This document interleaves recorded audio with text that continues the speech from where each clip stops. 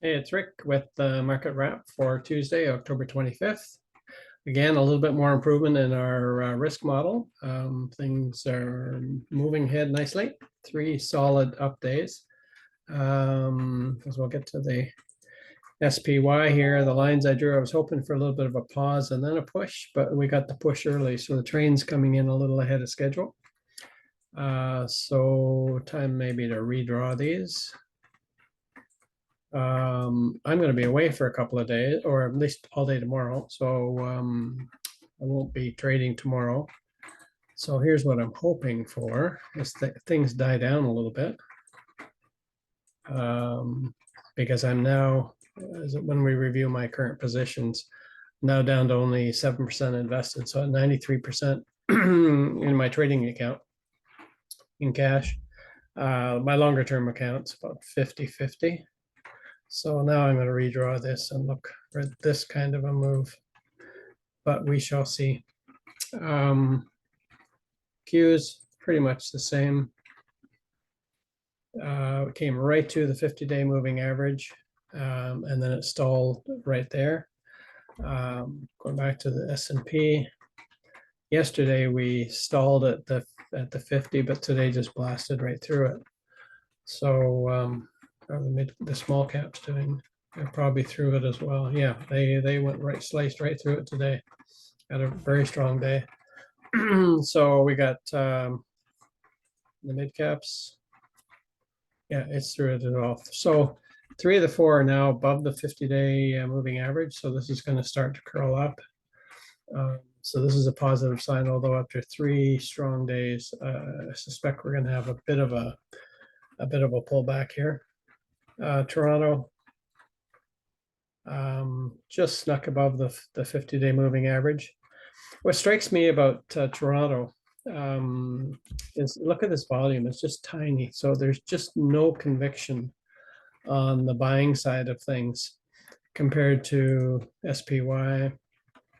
Still below, slightly below the average of this last little while, but still, pretty close to average, decent volume. Same with the Qs. And if you do the math on this, and you wonder why I don't trade Toronto very much,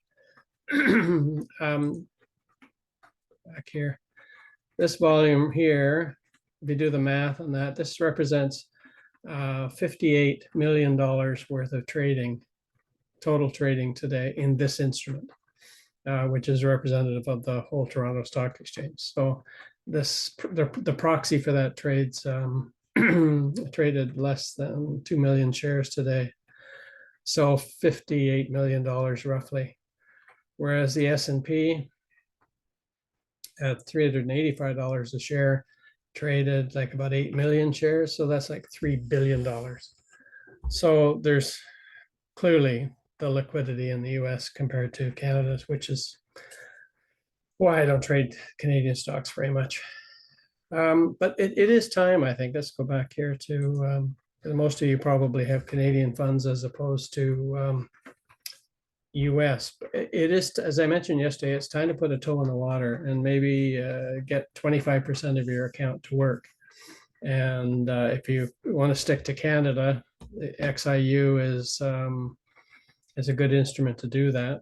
And if you enter here at around whatever, I don't know where it's going to open tomorrow, but say it opens where it closes today at 29.30, the stop should go all the way down here to 27.30. So that's $2 a risk, which is about 5%. So if you put a quarter of your account into it, and if it does just roll over and take out these lows and takes out of your stop, yeah, you lose 5% on a quarter of your position, but really your whole account only goes down by 1.25%. So that's totally within, it should be within everybody's risk tolerance. And in fact, I don't think you'd let it get that far. I would have an alert underneath here, the lows from last Friday and Monday. And I would consider if it rolled over here, I would sell half there and just get my exposure down to 12.5%. So it's time. I think we we're going to run up here and then probably roll over again. So, a more conservative approach, and less risky approach, I suppose, although I don't consider this one very risky. It's just wait until all of these moving averages start turning up. Still this one is curling up, but it'll cross over. If this trend continues, this 50-day will cross over the not 50 days, the 10-week moving average will cross over the 40-week moving average somewhere around here, which is the middle of December. So it might be that we're waiting till the beginning of the new year to actually deploy any of our pile of cash. That's assuming we have a rally and we just keep on going here. But anyway, I'm now about 50% invested on my longer term accounts, and I can sleep nights with the stops that I've got. I'll go through the individual positions in a second. But here, I may as well do it now, actually. They've all done well, as you can see from here. We're all up like 2-3% for the day. Enough to the point where I originally went into these with about a 4% stop, thinking that I had 5 positions at 4%. So for half of the account. So if everything went for shit, the total hit to the account would be 2%, which is within my risk tolerance. Well, they've all gone up more than 2%. So what I've done today is I've adjusted my stops now about halfway between my entry and my original stop. So now a full stop would be, most of them are slightly less than 2%. So I've reduced my risk in half. And if this continues to go a little bit further, we get another 2% gain out of these instruments. I'll raise my stop to break even, and then I don't really care what happens. And that's my style. Is I want to take the risk out of it as fast as I possibly can. Even if I get stopped out for break even or a tiny loss, I'd rather have that than take full losses.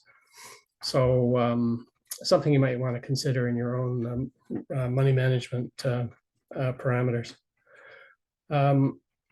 I did bail on my U Pro, which was a triple leveraged S&P 500. I got about a 9% gain in 2 days, and it came right up to its 50-day moving average. And then the fact that I'm not going to be here to watch it at all tomorrow, this is a triple leveraged instrument. So, I mean, I could have put a stop in or break even and just forgot about it.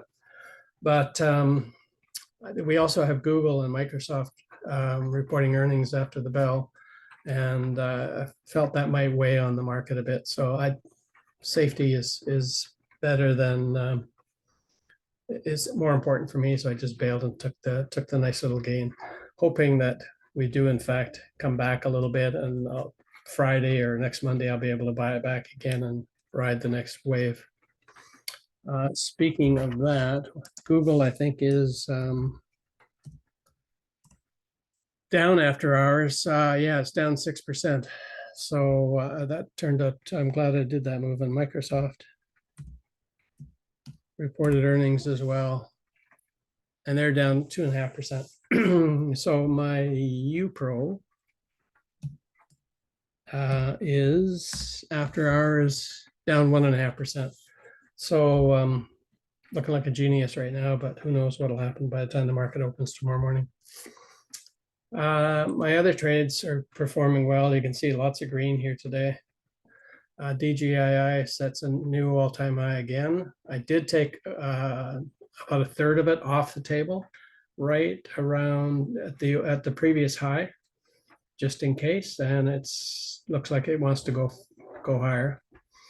ELF, same thing, went to a new high. I did take a third of it off right at the previous high, just for safety, and it's staying above that. So looking good so far. We got earnings coming up in about a week or so got to be careful there. LPLA I killed today because of earnings. Earnings are on Thursday morning, but I'm not here all day tomorrow, so I can't manage that trade. So I got out of it for about a 3% gain. Not much, but not too bad. And then same thing with FNCA. It reports earnings on Thursday morning. So I got out of that with basically a 0.6% loss. So you can't even measure that. So that's it. That's all. I say I would recommend you getting a little involved. Don't go crazy. Don't be afraid that we're going to miss the move. Go to spiders. You know, we got a big move when this turns around, when we get into above this 200-day moving average. There's lots of time to get involved. You don't have to worry about catching the bottom or getting near the bottom. There'll be a lot of money to be made when these moving averages are in our favor. Right now, it's a big headwind. Okay, that's it. We'll probably have a video update on Friday.